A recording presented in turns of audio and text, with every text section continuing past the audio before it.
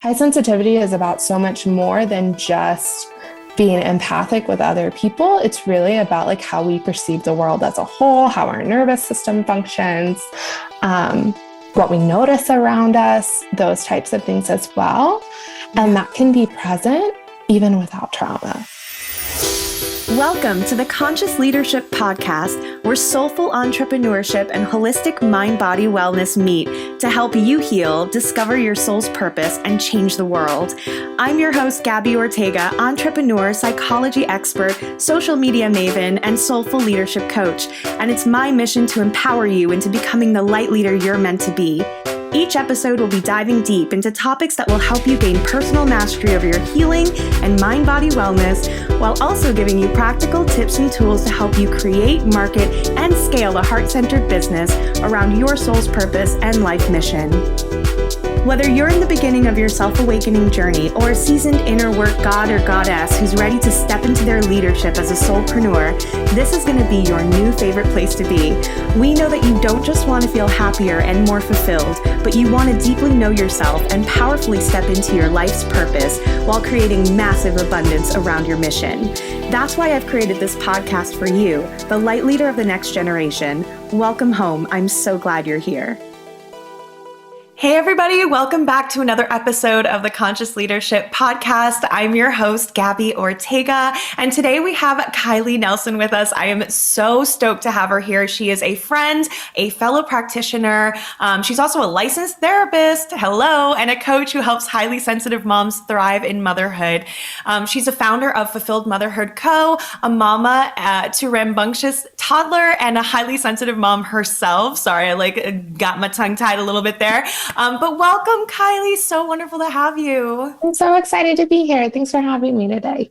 Oh my God, yes. And I'm really excited because I think this is the first time we're talking about kind of highly sensitive people and empaths and the kind of stuff that, I think for a lot of us, we maybe who are sensitive get made fun of or are told or it's a bad thing. Maybe start off by, I guess, telling us about you and your journey as a highly sensitive person, and then how you got into helping others heal and walk through this path. Yeah. So my whole life, I've always been more sensitive than other people. One of the big things that I remember is I've never been able to stay up all night. And now I know it's because my nervous system is so sensitive that I just couldn't, I was physically ill anytime I would be up. The next That's so day funny. I actually get nauseous. Physically ill when I don't get enough sleep. I get so sick. Yeah. And so that's one of the things that I think about from childhood is I just couldn't do it. I couldn't stay up with my friends. And I've just always been more emotional. I've always seemed to have really amazing intuition, but not really know where it came from. And just, were you the kind of person that knew things before people would say them? And they're like, oh, I have something I want to say. And then you're like, oh, this thing. And they were like, wait, hold on. Yes. Even now, God, I feel so seen. So my husband and I were walking around Denver because we're visiting right now. And we had stopped to ask someone what it's like to live here. And I heard everything that they said and knew exactly what they meant, but my husband heard something completely different. And I was like, how did you not know what they were So I have to catch myself because I'm maybe they didn't say all of those things, but I just know that it's all true. Yes. Oh my God. And it is interesting because you do pick up on just subliminal language, whether it's the physical language of somebody or their energetic language, because when you're highly sensitive, you're not just listening with your ears, you're listening with your entire being. Mm-hmm. Yeah. So I've been this way my whole life, and I've been able to juggle it. Struggled some with anxiety and depression throughout my life, but I could manage it because I always had enough downtime to recharge and handle things. And then I became a mom, and all of my downtime went away 3 years ago. Wow. So that's when I really, I don't know, I would say I kind of had exactly a breakdown, but just I hit a breaking point where I was this life that I'm living isn't working. I can't work full time and do all these things at home and take care of my child. And I couldn't handle it. My nervous system just could not deal with it. And so then I started my own practice and started the journey of working for myself. And I've found such a better balance of being able to be at home and be in my own space and have like breaks throughout the day and less noise. So nice. Yeah. And now I'm helping other moms find that path too and figure that out, whether it looks like working at home or continuing to work, but just like making space to care for yourself and care for your nervous system and just figure things out, like create a life that honors your sensitivity instead of just tries to like shove it away and continue to barely function. Oh my God. I relate so much to that as well. And just this world that we live in, the way that it's built is obviously not built to support highly sensitive people at all. Like, if anything, it's quite the opposite. It's like so jarring and so in your face and just like, you know, very harsh. And, you know, I remember being younger and asking for like, or needing space and people being like, why do you need space? I'm like, I don't know, but I know I need it. So like, I couldn't explain it. You know, and it's like, oh, why can't I, you know, why don't I want to be scheduled from the minute that I wake up to the minute that I pass out? Why does that feel so horrible? I mean, obviously for many reasons, but like the idea that like, I do need time to rest. I do need time to be away from other people's energies, that's okay and not lazy. Like it's so much like reverse programming. I feel like I've had to do in my own healing to say, I don't have to fit into the world as it is. And I have to stop trying because it's going to kill me because I can't survive that way. But rather, like you did, be more mindful and try to, as much as possible, starting with the smallest things that you have control over, invite more of the world that you need to create for yourself into your life. But only you know what that is. And you have to be intentional about cultivating that. And for me, when I was going to school, getting my master's, seeing therapy clients at night, interning, and also going to school full time and then working, I was like losing it. And I worked at a corporate office that had no windows. And so there was no nature and there was I mean, my skin started to look like sallow. I started to get very depressed.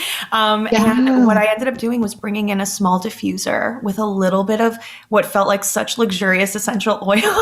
And and one in the car. And then I was like, okay, I'm going to play binaural beats in the 10 minutes that I have and plug in my little car thing and like, just like breathe and like let myself have that moment. And even that little adjustment to my already insane day actually helped my nervous system feel so grounded. And I felt it in my body. I felt myself get calmer and get more at peace. And like, even if it was just for a few minutes, it was life-changing. And then you add more of that in, and before you know it, you've completely changed your life. And it's all around your healing and all around your energetic needs, which I encourage all of you guys to really try and see if you can do. Start with the little stuff, but really start changing things in your life so that they work for you. Because if they don't, it's going to be a miserable life here on earth. Yeah. I feel like we can spend so much of our time just trying to do things to please other people or to do things the right way, supposedly, but it's not the right way for us. Yeah. And that is sad. It is really sad because then we miss out on a lot of opportunities for joy. Yeah. Yeah. So how do you find being, you know, a highly sensitive person who's also on a healing journey? And I'm always curious because I don't have kids yet, but also being a mom, because that adds so many layers. And, you know, what I know and what I've also heard from my friends who are mamas is that, you know, so much of our trauma gets brought up when we're moms, and so many of our wounds that we thought we healed get brought up. And then also the high sensitivity when your child is, you know, upset or throwing a tantrum or things are not working. And then you're like, oh my God, like, how do you deal with all of that? Yeah. So really for me, it starts with like preventative things. So ensuring that I have alone time throughout my week because I really need that. Yeah. And then looking at where I'm having a lot of like stimulation and noise that is not helpful. So every once in a while, we'll do like TV detoxes in our house where it's like no TV comes on in our house until in the afternoon or the evening. And it's like the whole morning, the whole beginning of the day is just like quiet. That's really, really Love helpful. And then being outside as much as we can is essential. So my son goes to preschool again, finally, a few days a week. Yay! Yeah, now that I'm sure he's pretty excited about it. No. Oh no! But I am. And so he just wants to be with mom. He does. He does. He loves me so much. I think he's a little sensitive soul himself. But it's just nice because a couple of days a week he's at preschool, and then I have structured work time and I plan structured quiet time in there and just things for me. And then the other few days he's at home and we go outside. So we start our day pretty much outside for the first few hours. And that's just so grounding for me. And it's grounding for him too. Yeah. And then whenever the tantrums come up or the things come up later in the day, I feel more grounded. And so I can cope with it and I can deal with it. So huge. But then, of course, I have those moments, just like everyone does, where maybe I didn't do all my grounding and then everything's going crazy and I feel like I'm going to lose it. And in those moments, I just really try to have compassion for myself and take some deep breaths and walk away if I need to. If my child is safe and he's having a hard time, but he's safe and he's good, and I just need to walk into the other room for 2 seconds and get a drink of water, take a deep breath, give myself a little pep talk, and then go in there and help him out. I think that is really, really helpful. I talk to my clients a lot about like in the moment grounding exercises you can do. Just like notice what's around you, feel your feet into the floor, take some deep breaths. And I think that can be most helpful in those moments. Is just instead of focusing on like, how can I fix this situation, focus on how can I ground myself so I can be present here and then address the situation. But sometimes I think we focus so much on like fixing things or making it stop whenever we really just need to kind of like turn inward and take care of ourselves first. Yeah, absolutely. And that self-compassion is so key, like so key, because I think so many of us beat ourselves up when we go through these cycles where we're not on our A game with our morning routine or we're not grounding every day like we need to. It's like, girl, it's okay. Or you lose your shit. It's okay. It happens. We're human beings.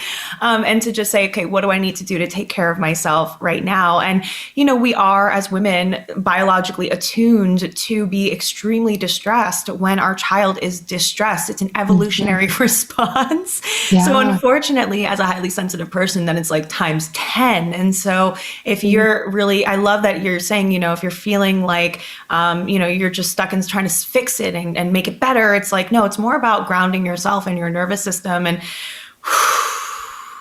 giving yourself a moment. Because also when you're doing that, you're able to co-regulate with your child, right? And so then when they're really upset, our job as parents is not to fix, really. It's actually to hold space for your child's process, because you're teaching them how to work through their feelings. And in the kind of byproduct, we have to do our own work to kind of be like, okay, Gabby, okay, Kylee, it's okay. So that we don't bleed that onto them. And then they can't learn how to healthfully move through emotions that are really, they're okay. I mean, it feels bad, but they're, like you said, they're safe, they're loved, they're okay, and they're going to get through it. But for us to get through it, it's like, give yourself that extra love and compassion and like give yourself some space if you need it. Yeah. And really like trying to develop the mindset that sometimes our kids are going to be upset at rules and boundaries that we set for them. But if we really believe in that rule or that boundary, if we think that that's like the best for everyone, then getting through that moment of upset or frustration is actually going to serve us so much better than just giving in and then being right back where we started.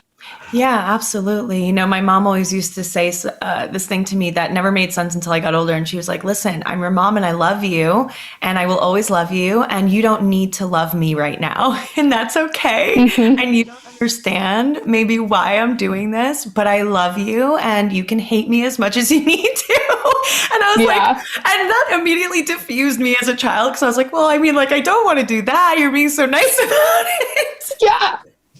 But Yeah. it's so true. We can't be, our job as moms is not to be liked, even though it's nice. It's to keep our kids really safe and to give them, boundaries that are going to teach them that it's okay to say no to certain things or like how to protect themselves. And, like the important shit, like we're here for the important shit. So sometimes they will not like that. Yeah. Yeah. So I guess, the other thing that kind of comes to mind too is, a lot of people have noted, and colleagues of mine, and I do tend to agree with this, but I don't know it's the only reason why people are highly sensitive, but a lot of conversation around like childhood trauma and that like going through kind of a chaotic childhood is sometimes the reason why we develop these really deeply empathic skills, or why we're really able to like be hypersensitive almost to situations and energetics and people, and to be able to kind of, it's almost like a telepathic ability where you can kind of really see what people, their true self, like very, very clearly, where other people may not. So do you agree, disagree? What are your thoughts on like how trauma fits into this? Yeah. So that's really interesting, because I definitely believe that when we go through trauma and we go through hard things, we develop responses to keep ourselves safe. And oftentimes that can be being hyper aware of what's going on with other people and noticing things that other people might miss. However, the research behind high sensitivity shows that it shows up in 20% of the population, and it's also in hundreds of species of animals. And so it's not just... No way! Yeah, it's so cool. Oh.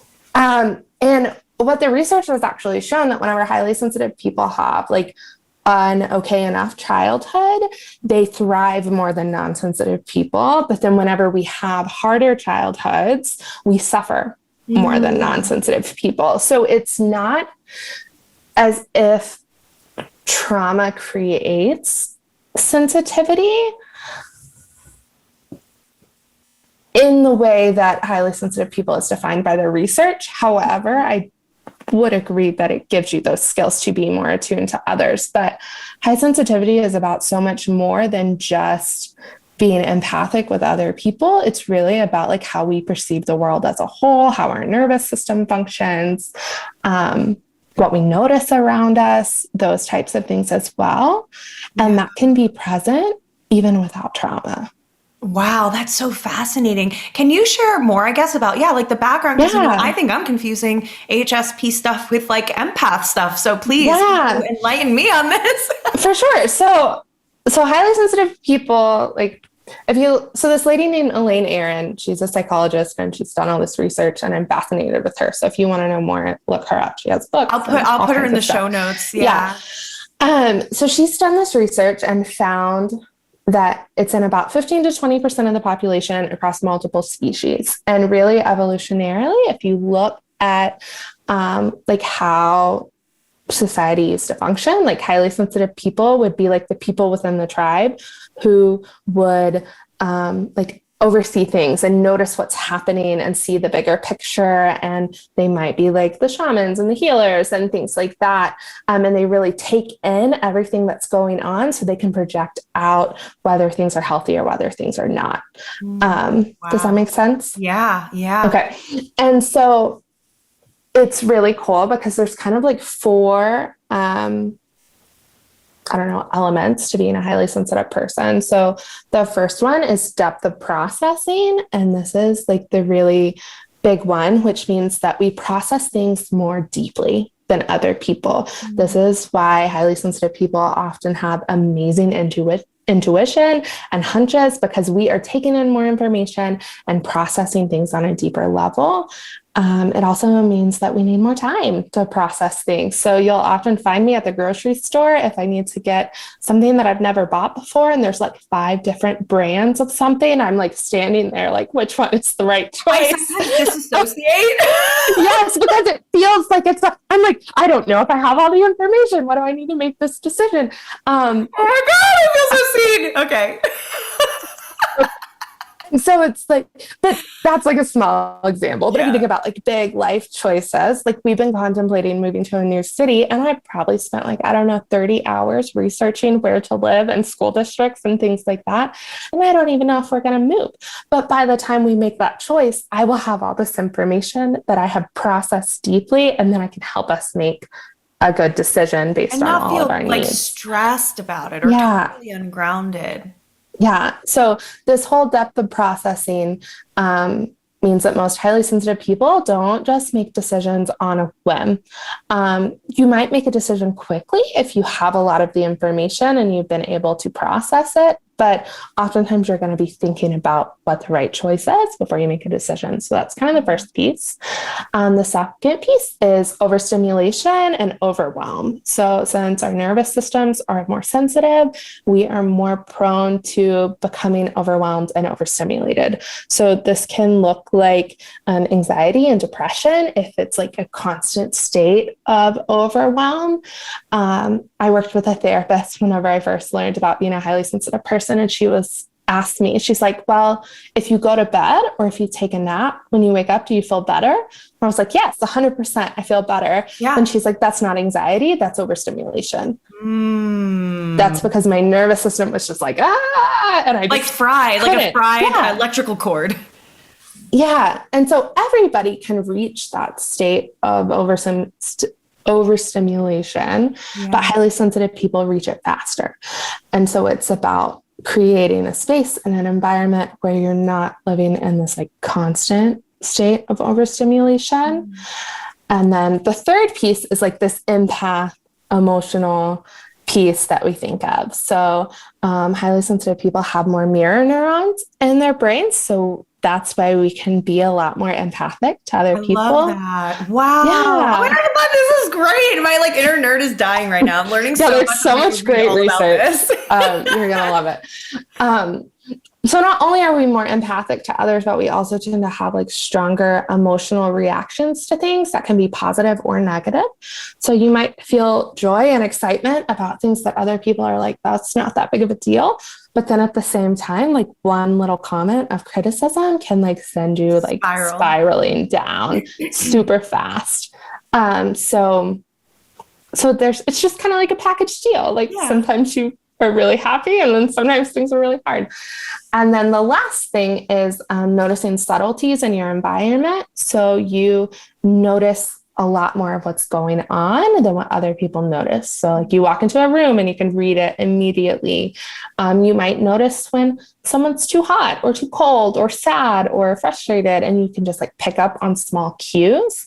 Like as a highly sensitive mom, I know when my child is sick before he's showing enough symptoms to even warrant a trip to the doctor. Like I can just tell like something's wrong, you're sick. And then within a day or two, he is sick. And so it's just like, you just like pick up on subtle things. So that is kind of like the whole umbrella of what it means to be a highly sensitive person. It has like all these different little facets to it. So the empathy is in there, and most highly sensitive people are empaths, but not all empaths have to be highly sensitive people, if that makes sense. Yeah, absolutely. It's almost like all mammals are not this, but this. I remember those like elementary school. Like that. No, but that makes total sense. And it's really funny. So I identify with like everything you said. So I'm like, that makes sense. I feel like an HSP. I probably am an HSP. But it's so funny how like you said the nap just like resets things. And I'm like, yep. And as soon as I incorporated like little moments throughout the day to like 15, 20 minutes to just lie down under the covers and just like close my eyes, like it changed my life. Yeah. It was really crazy how these small adjustments really can make a big difference. And I think too, for anybody, I hear so many times, oh, I have no time. Oh, I can't do that. Oh, I don't work in a job that lets me do, blah, blah, blah. I guarantee you can find 5 minutes to take care of yourself. Like you can figure out how to adjust small things. Like what would you say if you're like to those people, right, who are like, well, I can't, I'm a mom, I'm too busy, I don't have any time. Like how would you approach that? The first question I would ask us like, what are you actually spending your time doing each day? Because I know for me personally, in my past, whenever I've found myself saying, I don't have enough time to do that, but yet I've fit in like 15 hours of Netflix that week and like other things that I thought were I love how helping we me, negate but were Netflix not. time. It's like, no, you I were know. in front Let's of see. that Netflix show for a while.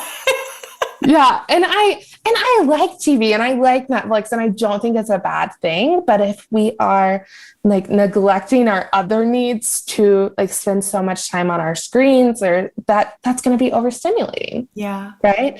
And so I would just really ask, like, what are you spending your time doing? So sometimes that can be helpful to just like take a little notebook, use the notes app on your phone, and for a day or two, literally just like jot down what you're doing throughout your day, because you might notice that there are some pockets of time on your lunch break at work. Instead of like continuing to sit there and work, maybe you go sit in your car, maybe you go for a walk, maybe you do something like that.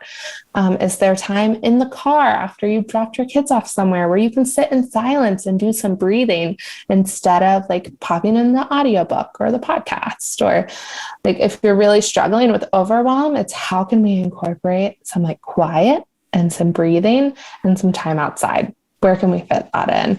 And usually you can find some space to do that. The other part is you don't always have to be alone. Like I take my son outside. Any days that we're together all day, we're going outside, and barring like super bad weather, because I need us to be outside so that we can have a good day. Yeah. He doesn't always need that. I love Sometimes that he's okay. incorporating your child into all of the stuff that Yeah. you're doing. I mean, teach them what you're doing so they can do it too. Yeah. Yeah. And just kind of taking that pressure off sometimes too. Because I think so much as moms, we can put a lot of pressure on ourselves to be like constantly entertaining our kids or constantly doing things the exact right way that we see other people doing it. But if you want to have a movie marathon one afternoon during the week and just like chill out and throw on your pajamas and break out the popcorn and the candy and just I have want a to good, do this. do that. Like it doesn't always, life doesn't always have to look so perfect. So Yeah, definitely. I love that. And giving yourself so much room, so much permission, so much grace, even if no one else in your life understands why. Like, even if like your partner or your family, they're like, why do you need this? I don't know. It doesn't, they don't have to understand. You don't have to explain it.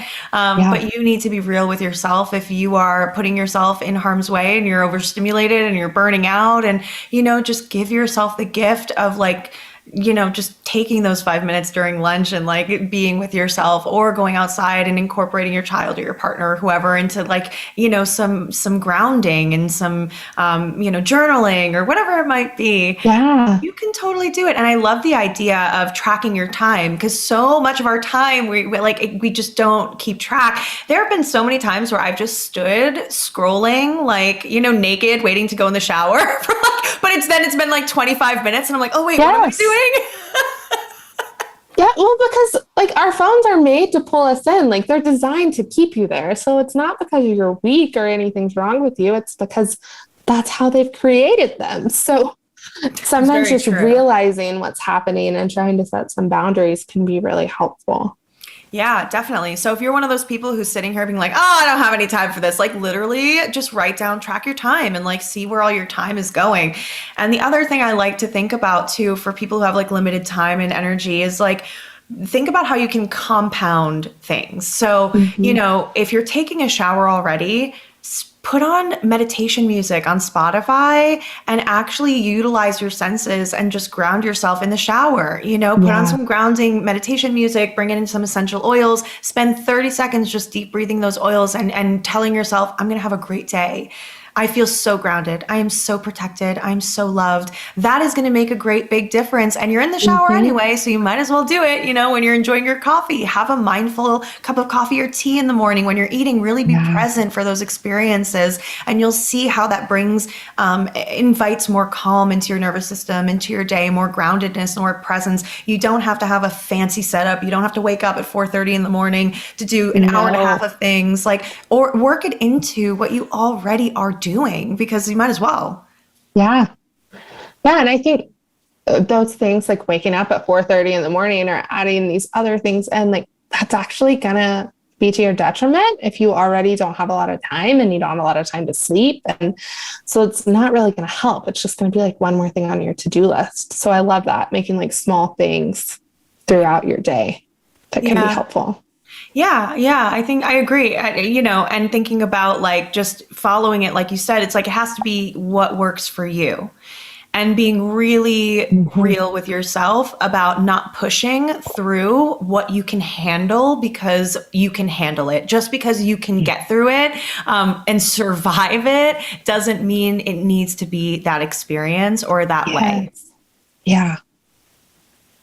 Yeah. Oh, this has been such a great convo, Kylee. I'm like really glad we got to have this at this point because I've been getting actually a lot of questions around HSP, highly sensitive people, empaths, like, what do I do? Especially if you're recovering from trauma, and that's another layer added onto it. It really is. It really is. Yeah. I'm not a mom yet. I'm a fur mom to my fur babies, but not an actual mom yet. And I love that you work with women who are both like with kids or without kids, but that you do work primarily with moms and help support us from, potentially going in and re-traumatizing our kids and passing on these cycles and generate cycles of trauma because we're not like teaching our kids how to work with their energy, how to work with what they have. And then we're not managing our own because we don't understand ourselves and how to like, take care of ourselves. So we don't do that to our kids and project things onto them that they don't need. So I'm really excited that you're doing this work. Yeah, it's really, I just feel really like grateful to be able to do it. Yeah. So you guys, I'm going to put Kylie's information in the show notes. Do you have any, I know do you have any spots left? I know you do coaching and you have some programs. Like, do you want to tell us a little bit about what you've got going on in case anybody who's listening is like excited by this conversation and wants to check you out? Yeah. So I have counseling available for anyone in Oklahoma. And this can be like trauma-focused work, highly sensitive work, anxiety, depression, things like that. And then I also have a coaching program where I can work one-on-one with moms from anywhere who just want to explore more about what it means to be a highly sensitive person, how to regulate your nervous system, how to thrive in motherhood as a highly sensitive mom instead of running around feeling stressed and overwhelmed and anxious all the time. And yeah, that's one-on-one too, and open to anyone, anywhere. And I have a few spots open right now. Perfect. Oh my God. So run over there, learn how to manage your time and your energy and your sanity, as a highly sensitive person, which we now know is different than just being empathic, different than just developing adaptation skills to a chaotic childhood home. This is actually a very specific kind of thing. So if this speaks to you, definitely go check out Kylee. She has amazing content on Instagram. We'll drop all of her information in the show notes and go work with her because as someone who, I never like bring on anybody who I don't know thoroughly. I know Kylee very well. She's incredible at what she does. She's so in her integrity, and she's going to give you guys just an incredible experience. So go work with her, consume her stuff, and get supported by her. She is so amazing. Thank you so much for being here, Kylee. And any last words or anything for anybody that's listening in terms of like if they're struggling right now? Oh man, that's so hard to be put on the spot. I would say my last words would be to just be kind and compassionate to yourself and know that you have everything that you need and just need to turn inward and love yourself and things can get better. Thank you. I think I needed that too. Yeah. Well, thank you everybody for tuning in. We will have a new episode for you next week. And I am so thankful to have Kylee here. And again, we'll have all of her information in the show notes. And I hope y'all have a beautiful day. Thank you. And that's our episode for today, guys. Thank you so much for joining us at the Conscious Leadership Podcast. I'm so excited. This next year, 2021, is going to be huge. We have so many guests that are coming on that you are going to love. I'm going to be doing some more solo casts and Om Therapy coaching. We have so many things rolling out for you. Retreats, another round of Ignite starting in May, another one starting at the end of the summer, a mastermind, and so many other things. So be sure to stay tuned conversation with us on Instagram. Follow me at om_therapy_coaching, and stay tuned for so much goodness coming up. As always, I would love to hear your feedback. Head over to iTunes and leave us a review, and I would love to give you a free copy of my subconscious reprogramming workbook, and that is absolutely free. Just send me a screenshot of your review and on Instagram, and I will be so happy to send that over as my gift for you. And I am sending you so many hugs, so much love, and I hope that this week you are able to find just a little bit more joy in your life. Have a good one, guys.